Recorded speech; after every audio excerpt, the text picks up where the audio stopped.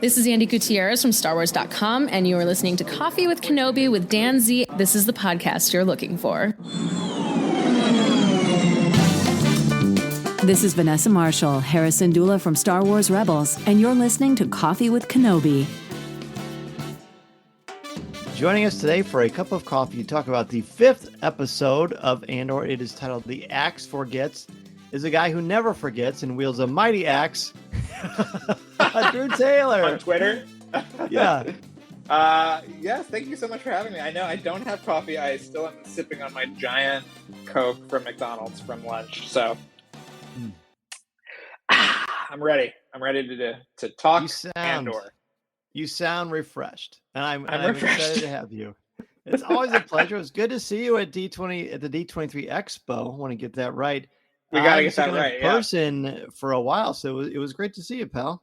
I know it was. I missed out on a celebration this year, so I was so happy to get to see you and to hang out a little bit. I know we both had crazy schedules, but yes, yeah, a lot of Star Wars stuff at D23. Just kidding. There was absolutely no Star Wars stuff. Well, there was a little.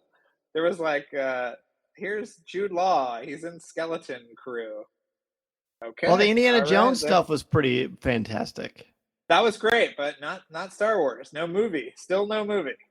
Yeah, I'm really hoping that changes, but who knows what the powers that be have in mind. What I do know is that Andor, how's that for a transition, is really something unlike we've ever seen before. I haven't really gotten a chance to talk to you besides a few texts here and there. What do you think about Andor overall? Just the first 5 episodes, just kind of as one big sample. I mean, I absolutely love the show. I mean, we saw the first 4 early, and I was just blown away, basically. And I just think it's the best. I really, really love it. And I think this. I mean, every week I think it gets better too. So. I just think it's the best. It's obviously, I think, the best TV show they've done. But maybe it is just the best Star Wars thing that Disney has done. More than The Mandalorian? An overstatement? Definitely more than The Mandalorian. I just jive with the, just a shameless plug. I have this Mission Impossible podcast. I love the kind of mechanics of the rebellion and this heist that they're planning and all that stuff. So I think more mature characters, a more complicated storyline. I just think it's great. I just think it's really great. I love Mandalorian for what it is, but this is just a whole new level, I think. It's a different step. It's definitely a much more mature take. I like what you said about the mechanics, because there's a lot of intricate interweavings and interwoven nature of these characters. There's a lot of duality, and because there are 12 episodes, we've only seen 5. I'm assuming the heist will be in the next episode, or at least the beginnings of it, but who knows where they're going to go from there. But that's great. So you obviously love it. I love it too. So let's talk. So letter grade for this episode for you, and overall reactions to this particular episode. I think I know what you're going to say, but I'd love to hear. I mean, I give this give this an A+ from me. I was so enveloped in the mechanics of this, but also Cyril at home with his mother. What is the bad Imperial officer's name? The blonde woman. Oh, her name is it starts with a D. I knew it until you said that. It'll come to me. Her whole story. I thought it was great. I hope we get back to I hope we get back to Andor's planet at some point, which I'm sure we will. That is my guess, is that the Empire will threaten Bix and some of his buddies on that planet. But for right now, I loved it. I just loved the episode so much. Daedra Miro, Miro. Yes, yeah, Daedra. So I give this an A+ completely, and I agree with you. I think it escalates, and every single episode gets a little bit more intense. And really, besides a little bit of episode 3, we haven't seen much action at all.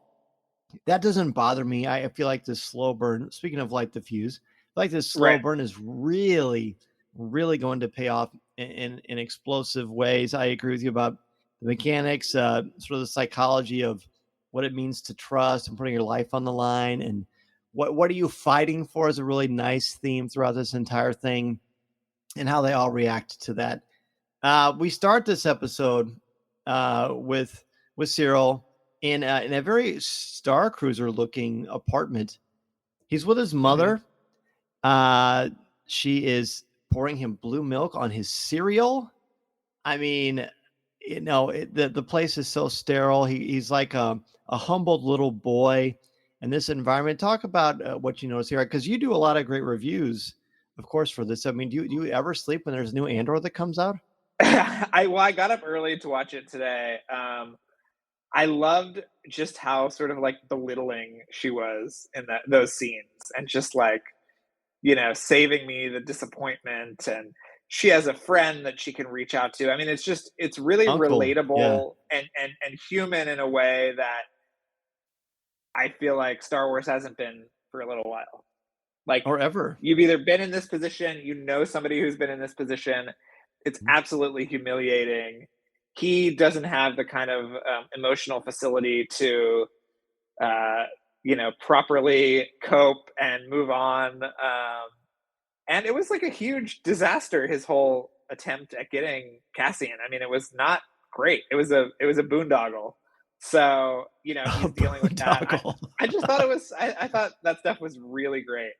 And to me, that's the difference between this and something like The Mandalorian, which is, they would set up, okay, you got to go, steal these payroll forms or whatever. And then it would be over by the end of the episode. There would be no suspense. Well, I'm sure we'll talk about it, but the amount of suspense that came from just a single TIE fighter, just kind of, hovering along the distance. It's just like, that stuff was really impressive to me. The way that the Gilroys and I think Susanna White directed this one as well. Yes, the way that correct. she staged all that stuff is just really, it's awesome. I was just blown away. They're pulling off Star Wars without special effects. I mean, yeah, of course you have it for the TIE fighter, but even if you just heard the noise, that would be enough. That would be enough. And I feel like that's a pretty significant feat. I mean, I'm sure there are some special effects here and there, but for the most part, there's not a lot of the gee whiz spectacle of what you typically think of when you think of Star Wars. Again, it's much more adult. Seeing this man very much browbeat in this toxic relationship with his mother. I love the scene. We keep talking about the cereal, or I do.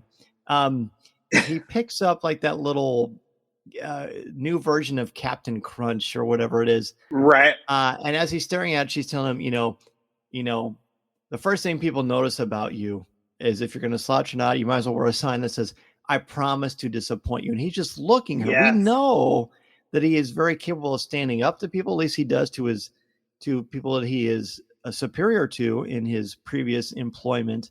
But now we see very much things have changed a bit. And when that particular sequence starts, he's sitting on his bed in this very cold, dark apartment, and he's just staring out the window. And if you turn on the captions, it says that he's like whimpering as he's looking out the window. Oh, interesting. Yeah, I thought that was fascinating. Well, I love, obviously looking at the cereal, it's kind of got a brown and blue color scheme, and it looks like a planet. Right? Yeah. So I think we're seeing the beginning of him kind of becoming a lone wolf kind of character. And there's plenty of people like this right now online complaining about Star Wars or complaining about She-Hulk or whatever. I mean, he's a really 2022 kind of guy in that regard. Yeah. So I think it'll be interesting to see what levels of desperation, he resorts to in terms of getting his man, because we see him kind of lonely and looking at the hologram later. Yeah. Just so much tension. It's just in every scene. And the mother, I mean, it's such a Norman Bates kind of thing where he's just this like loser at home and his mother is just haranguing him. And it's pretty wild. I loved that stuff. But I find like the performances are the special effect in the show, right? Like that's what good. gives it that dazzle. Is these people are so great. You should be a writer. You've really explained this quite well, I would say. I'm serious, man. I mean, of course, you're a great writer, and as everybody knows that. So he keeps waiting for Uncle Harlow, even though he doesn't want to deal with Uncle Harlow.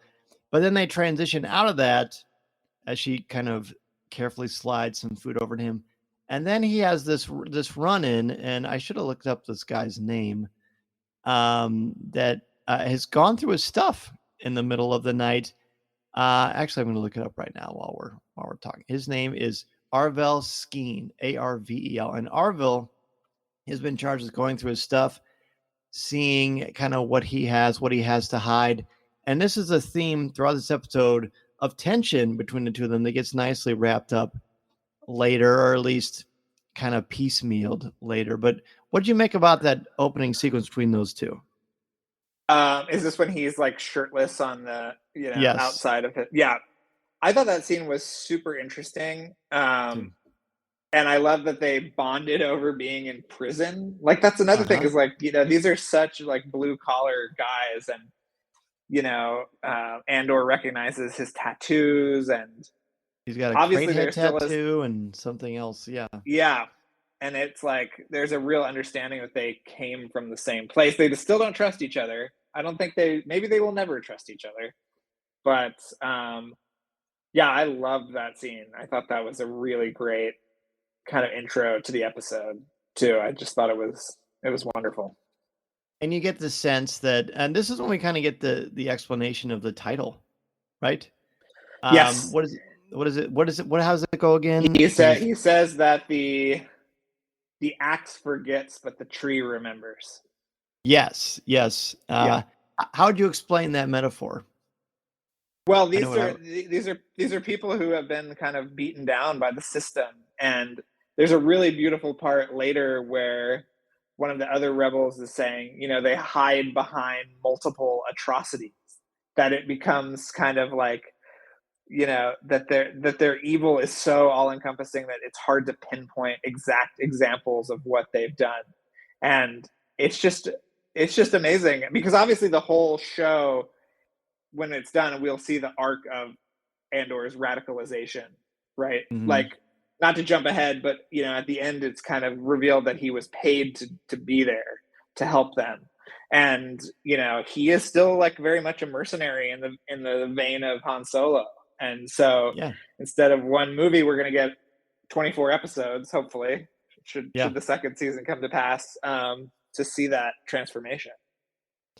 And then when we get out of that, we move into another awkward. I think the moments with Perrin and Mon Mothma and her daughter, and the moments with Cyril and his mother are as tense, if not more so, than anything with the Empire, because it's just like a great Greek tragedy. The parts that are more powerful that stand as a time are the things that are actually relatable to real people. There's so much tension here between Perrin and Mon Mothma. It's very, very clear. As a parent, you're supposed to work together, even if you don't always agree with everything your spouse. If you're not always on the same page, at least you put up a united front around children. But there's a lot going on with her daughter. She's going to go. Mon Mothma is going to take her to school or something like that. It's sort of unclear. Maybe I need to watch that part again. And then she says, "No, you're just basically using me like as a dog and pony show." I mean, what can you say besides the fact that it's beautifully done? The set is gorgeous. And Perrin clearly spends more time on his appearance than his relationship with his wife. Yeah. And he doesn't know the name of the chauffeur. That's right. The driver. Yeah. Which is a source of contention for her, because she obviously is someone who cares about the people, because she's the future leader of the rebellion. But it's all about like the cost of that commitment, right? Like, how much are you willing to give up for the greater good? And she's willing to kind of like abandon her family in a way. So I thought that was really great. That's what I was thinking about. It's like, oh my God, she has to she's living multiple lives within this, society. And we saw last episode, wonderful kind of spy craft that she and Stellan Skarsgård are up to. Yeah, Lucy. But yeah, I just thought it was really cool, and really made me think about like what it would take to, you know, commit yourself so fully to something like that. You know, it's just, yeah, it's a lot. It is a lot, but it even goes a step further, because this is clearly not a healthy dynamic, these three. This is not a tricycle that's driving smoothly down the road, because she right away, you know, her daughter says to her dad, "I thought you were taking me." He goes, "You're gonna have to clear it with her." Like, she's almost not in the room. Completely no support at all. And then the daughter says something like, you know, "You're only doing this to show me off. Nobody cares. You can relax." Mon Mothma reacts and says that she's hurt by it. And then her daughter says, "Well, that's my point. You're making it all about you." But that's like a classic toxic dynamic, isn't it? Where the immature one thinks the opposite of what is actually going on. Clearly, there's no support. Do they really think that Mon Mothma is all about the outward appearance? I mean, if that is in fact true, then she's not only fooling the Empire, but she's also fooling her family. And does that erode the family dynamic, or was her husband already kind of a jerk to begin with? I mean, I guess that's what we're going to see. Yeah, I mean, we've seen images from various trailers and stuff of them at a dinner party and things like that. Mhm. So I'm really ready for this to explode. But you're right. I mean, these kind of like, to have a domestic drama, really multiple domestic dramas kind of nestled in a Star Wars story is pretty awesome. I love that. I do too. And we have to say again, look, this is not the Star Wars we grew up with. It's very, very different.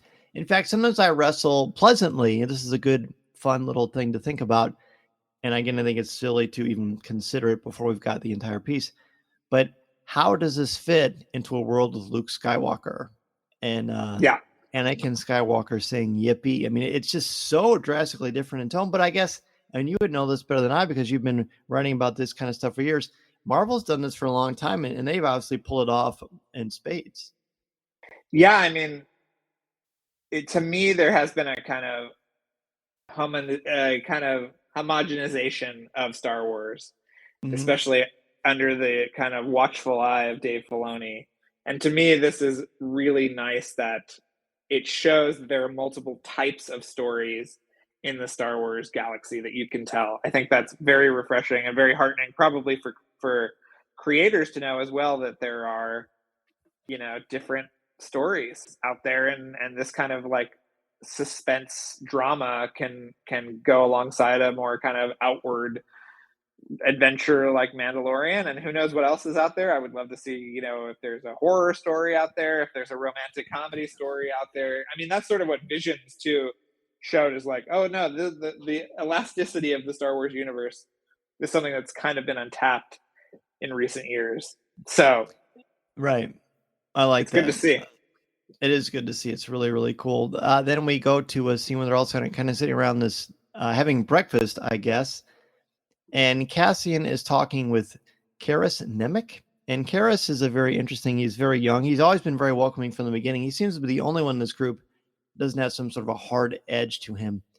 And he starts to read sort of his manifesto to Cassian about all the reasons why, what is wrong. He says it's easier to hide behind 40 atrocities in a single incident. He's got all these There it is. There it is. You've got the quote for me. Thank you. Yeah, you're welcome. Yeah. Well, talk to me about that quote. I mean, I just thought it was really powerful, and it speaks to the kind of like uphill battle of this rebellion. Like, how could you even like, you know, think about trying something?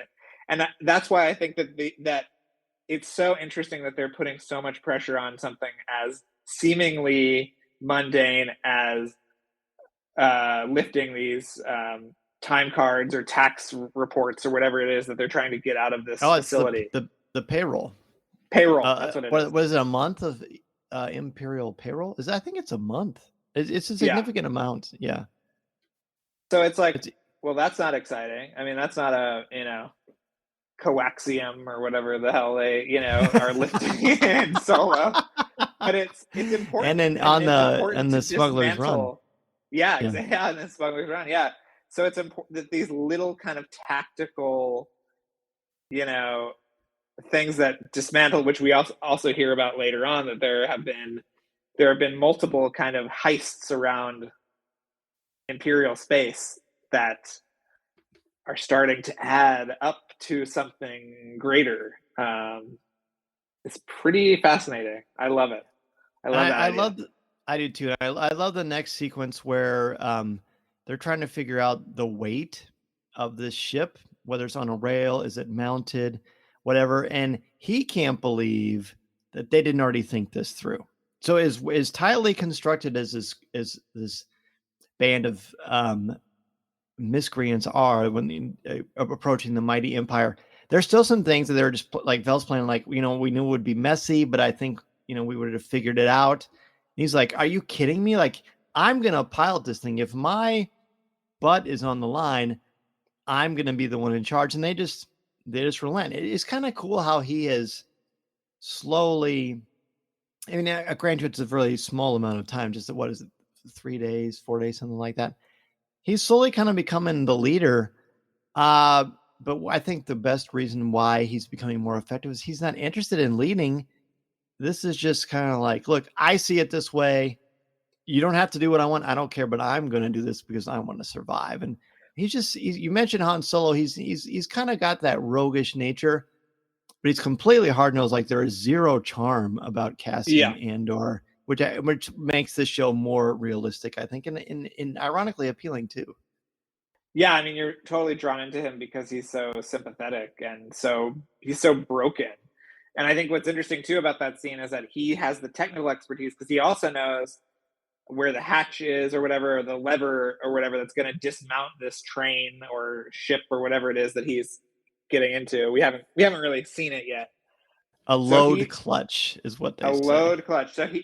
These guys in this little cell have the kind of ideological understanding of this mission, and he has the kind of technical know-how to get it done. And it's a really interesting mesh. And I think at some point, obviously, there will be kind of a transference. Well, they'll know sort of technically more about how to pull off these jobs, and he will become a true convert to the cause in a way that he wasn't before.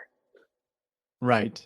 There's a quick sequence with the gentleman, Lieutenant Gorn, who is their basically behind the scenes man. He's a traitor to the Empire, I suppose. It looks like he's inspecting, I don't know, some place where the Imperials are just hanging out for fun, for poops and giggles, I guess. So there's quick cutaways between that, and then we jump back to the gentleman who's also in charge. I can't think of his name now. He has almost a run-in with Cassian where Cassian says, don't touch him. If you want something, you tell me. Like, Cassian still got that, lay off me, dude. Like, I am not going to be pushed around. And they relent to him, which, of course, that makes sense to me. But then I love the transition. I'm kind of rambling here. I love the transition to, can you march? And there's different shots of Imperials marching, and, hey, we're going to set up our hotel here. I think Cassian says in the second or third episode, the Empire is basically fat and lazy. And they take everything for granted, very conceited. Where then you jump back to Cassian and everybody kind of in the dirt and the mud and the grime marching. And then Cassian does something really, really cool that I noticed, maybe you noticed the first time too. Everybody's got to, if you're left-handed, switch sides. And I just love that little sequence. I feel like it says a lot about communication and how astute Cassian is without spilling it out for the audience. Yeah, it's a wonderful character moment. And him, when she's like, well, who here is left-handed and who's right-handed? And he goes through the whole group, and then he says, you have to draw with your opposite hand and all that stuff. It was great. I mean, he's a character who has been completely beaten down and kind of underestimated his entire life, from being a orphan to hooking up with the Fiona Shaw character to being in prison to being in the army. I mean, he's always been kind of looked down upon and undervalued, and for him to finally assert himself in a way that impresses somebody else, I thought was really powerful. It was super cool. Like, he favors right, but he shoots left. And she just starts quizzing him. And then this is the sequence after that, where you talked about a little bit earlier, where that tie shows up, and the suspense is great. They have to hide their blasters, and then the tie like kind of pulls a Maverick and swoops down and does like kind of a flyby. I thought that was the end. I wonder if that's going to come back later, if that's just some Imperial hot dogging, because they do talk later in the show about how the Empire is very dismissive of the locals on this planet, which is nothing new to Star Wars. Yeah, I mean, if we want to talk about that scene, is that the next scene that we get? Yeah. It's pretty close, isn't it? So that scene was really interesting because he's their man inside, but he also has this secret that he fell in love with a woman on that planet who was killed or misplaced or displaced, or I mean, they're no longer together. And so for him to kind of have to listen to this kind of like racist, baloney that these guys are spouting, it really shows you where the kind of seeds of rebellion can spring from in the Star Wars universe. And what's so great about what they're doing with Andor is they're making everything so personal and so granular so that you really understand where it came from. I think that was kind of something that, especially in the sequel trilogy, you kind of just didn't understand. Okay, why is the rebellion still going on? How did the First Order come to be, and why are they using all the Empire's stuff? And it's like, right, it's a little bit puts you at a little bit of a distance emotionally. And why do we care about Hosnian Prime blowing up when we've never heard anything about it? When we've never heard of, but we do hear about it. At a major episode. Exactly. Yeah. Exactly. When Deirdre is talking, and there's actually some great little Easter egg things and references to other things going on in the world of Star Wars. In fact, I'm pulling it up here now to see if I can get the specific names. I believe they mentioned Jakku. Yeah. So from in this timeline, we've never heard anything about anything happening in Jakku, but there's something there, or there will be something there in a future comic book or a story. Apparently, there was a secret Empire base on Jakku. That was in one of the books or something. I read. Oh, I wonder if that was an aftermath. That might have been an aftermath. But they mentioned Kessel. They mentioned Fondor, which doesn't spring to mind right away. Targeting consoles from Jakku, and then from the base cave, the Steerguard Star Path. I'm not sure. I'm sure other people have looked into this right now. But I like how Deirdre's like, this is too spread out to be organized. But then I believe her companion says it's too random to be random. Does that sound right to you? Something like that? Yeah. He was great. Mm-hmm. I love this kind of like, Gestapo unit of the Empire that we get to see for the first time. And I also love that she is like popping amphetamine seemingly of the Star Wars universe to stay Maybe awake. Some breath mint. I don't think it was a breath mint. But I mean, to draw the parallel, that amphetamines were a huge part of the Nazi war machine. So I thought that was really interesting. And again, another just level of adult and character that we have not seen before. We have not seen someone take a pill in Star Wars, and now we have because of the show. It's pretty awesome. I think it's really, really interesting. I agree with that. Yeah. Again, the humanity and the realism. Plus, I we didn't see like a human side of Grand Moff Tarkin or any other Imperials. Tarkin was the only one that really spent any significant amount of time with, and even that was very, very limited. So to see it from that perspective, and it's almost like they can portray them as almost like they're the good guys, because in their minds they are the good guys, aren't they? Yeah. And that's like the classic trope. We jump back to the mother whose name is Edie, Eedy. Cyril's sitting there looking at his cereal, dumping it out on his spoon. And his mother's basically saying, we never really thought that police work was your plan. We don't really know what to do with you. Cyril continues to sit there and allow himself to be browbeat. It's just more squirmy stuff, but then we're getting closer and closer to when it's time for it, and that is a bit of a confrontation, I would say, where, what's his name? Arvel sneaks up behind Cassian with a knife and takes his Kyber crystal from him. And, well, I guess there's actually something before that goes on, but we'll get I was to that actually later. wondering if you could explain this moment to me a little bit better. Sure. Because he says this thing about like, why are you here if you have treasure?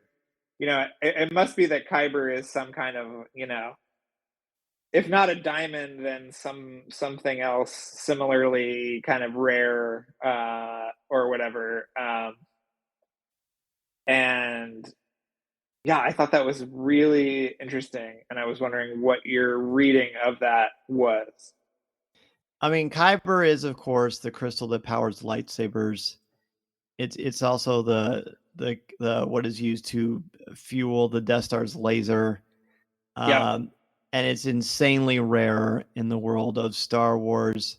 It's probably the rarest gem or stone that exists in the Star Wars galaxy, to my knowledge. So the fact that he has one that's worth 300,000 credits, I believe they say. He's like, well, and because he doesn't announce yet when this is revealed, about money. But I think my guess is he's thinking, why do we need this money when you've got this much around your neck? Like, we're risking our necks and you've got something that's so valuable right here. Like, we don't even have to do this. That's one possibility. And also along the lines of, why, if you're rich, why are you slumming it with us and trying to destroy the Empire? Maybe there's an association, which wouldn't surprise me, of wealth equals you're an oppressor. Evil. Yes, yeah. Of course. Right. Yeah, that was really interesting. Because you're right, we haven't really seen Kyber discussed that much. It's the only mention or reference to the Force in any way, shape, or form, and that's just that Kyber crystal that he's got. That's it. Right. And again, it's the most spiritual thing about him, really. Yes. Because he's not he's not the praying sort. No, he's not like our boys at the Temple of the Wills. He is much more removed. Yeah. So yeah, I mean, it's pretty amazing, and that Kyber crystal is, I think, even like a rarer version or something, right? It's like he's like, it's the sky blue whatever. Yeah, blue like, stone or something. Yeah, that was a new explanation I'd never heard before. So I thought that was really interesting. But yeah, I love it, and I think that I'm glad you brought that as a topic of discussion, because I hadn't considered that before. But yeah, that's pretty cool. Whenever we see Lieutenant Gorn, and he's talking with his crew, I love how he kind of subtly encourages them to be like, you know what? No, we want to be on the surface. We want to see the eye open. We want to see this like natural elemental power that only happens every couple of years. And Gorn smiles because he knows that that's going to help execute their plan. But then this is when we get into the fight. This is when he is ambushed. And he says, I knew you were lying. I just don't trust you. And the actual line that he says, look, he's got Kyber. It's called Sky Kyber, which again, heard before. It talks about how it's glowing and valuable. So he says, he comes here with nothing but the clothes on his back and still worth 30,000 credits. So why does it bother him? He says it's just another reason to not trust him. And then Cassian has this amazing way that he diffuses the entire thing. He's like, you know what? I'll kill you if you don't give me that. And then he basically talks his way out of it by saying, I'm going to try to get to the exact thing. He says, you can't live with it. If you can't live with it, that's fine. I'll wash away and I'll wish you luck. But here's what this thing is. I'm not going to walk and look over my shoulders because I don't trust any of you. That is completely, that makes sense to me. But the thing that really sells it for me is when he says, hold on, let me find it here.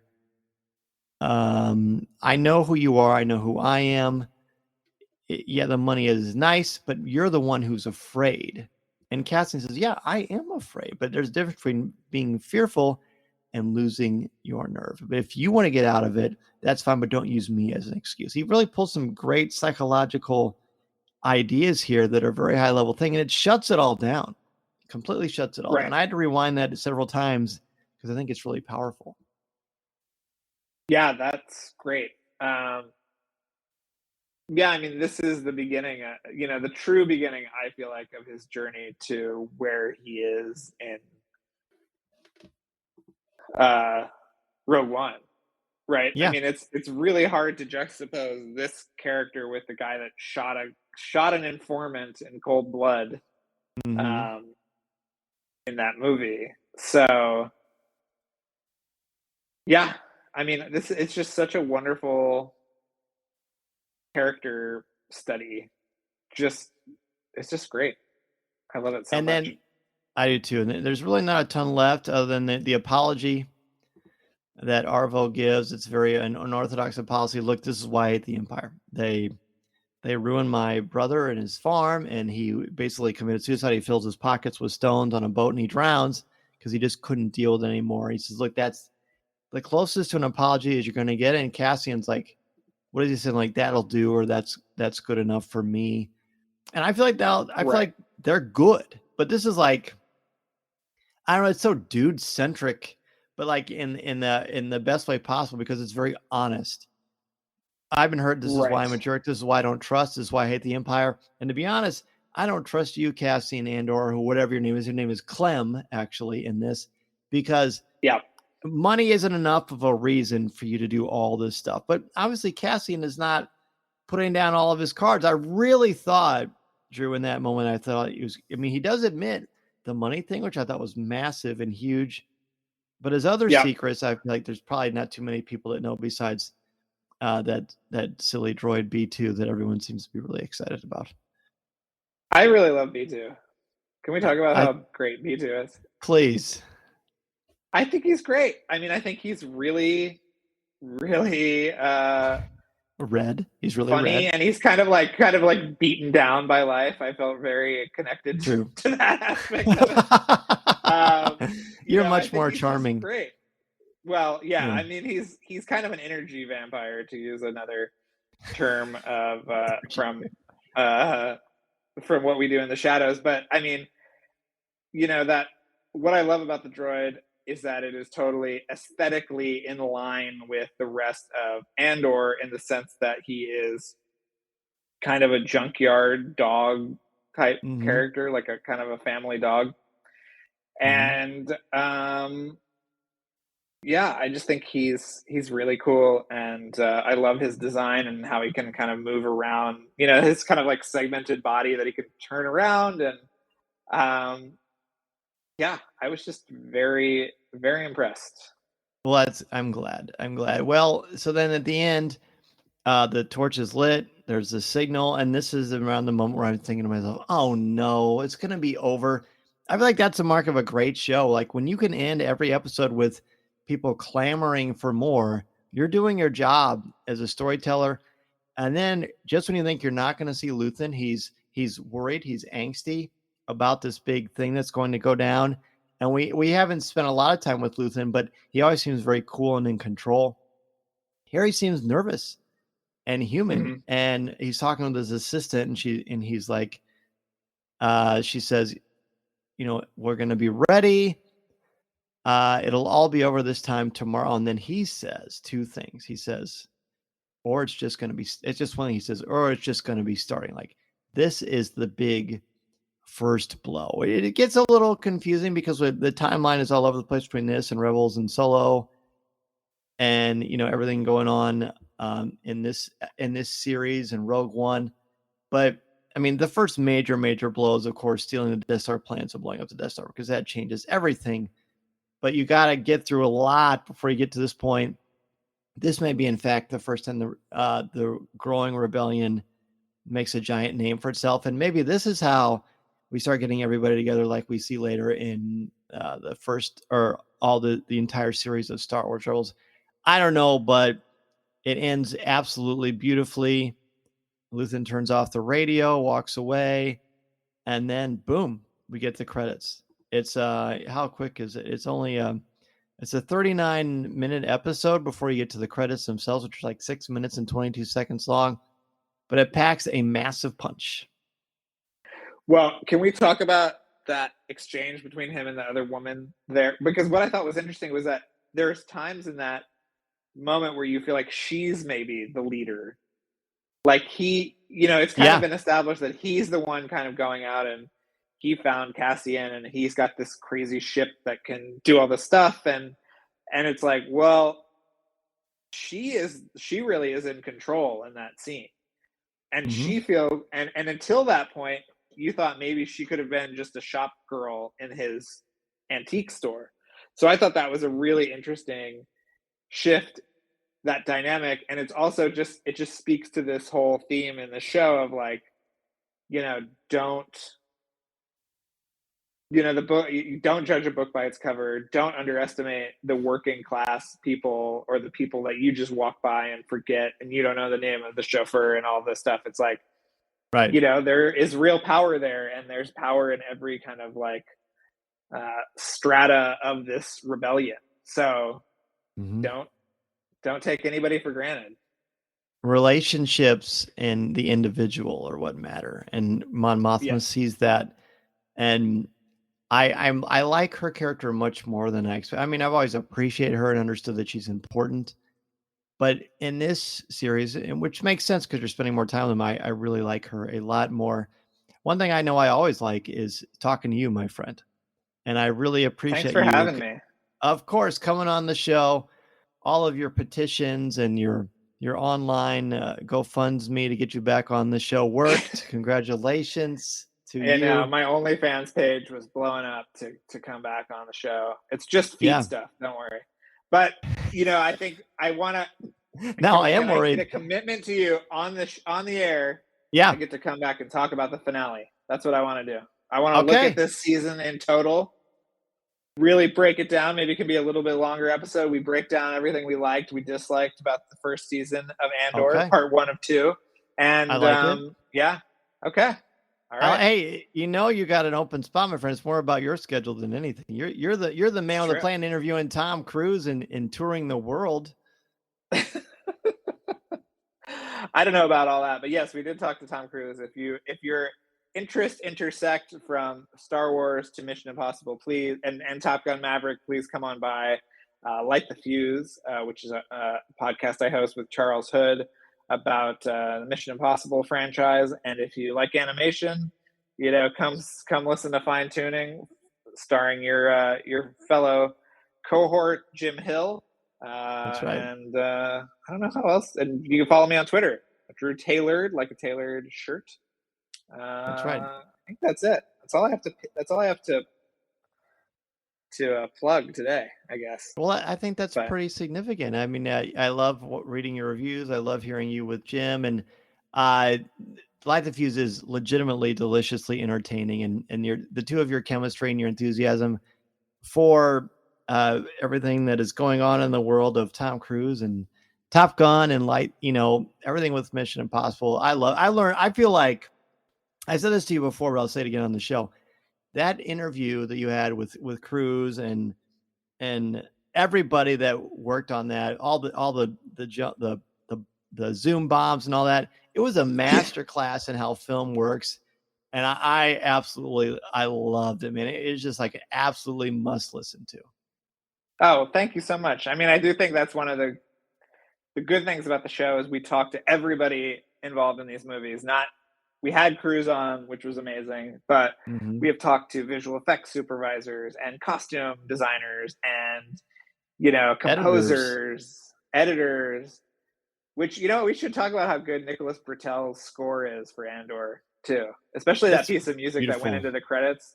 Beautiful. Yeah. I don't know where the soundtrack album is or if it's coming or what, but yeah, it's really something else. That's great. Yeah. But yeah, we try to shout out everybody that worked on these movies and were so instrumental in making them great. So if you're interested in filmmaking, I think it's a lot of, behind the scenes, granular stuff about the way these movies are made. So And we've had a lot of Star Wars crossover too. So yes, absolutely. Well, hey, man, thanks again for having a cup of coffee or a Coke from lunchtime from McDonald's with me. Thank you so much for having me. This podcast is not endorsed by the Walt Disney Company or Lucasfilm Limited. It is intended for entertainment and informational purposes only. The official Star Wars website can be found at www.starwars.com. Star Wars, all names, sounds, and any other Star Wars-related items are registered trademarks and/or copyrights of Disney and their respective trademark and copyright holders. All original content of this podcast is the intellectual property of Coffee with Kenobi unless otherwise indicated. This is the podcast you're looking for.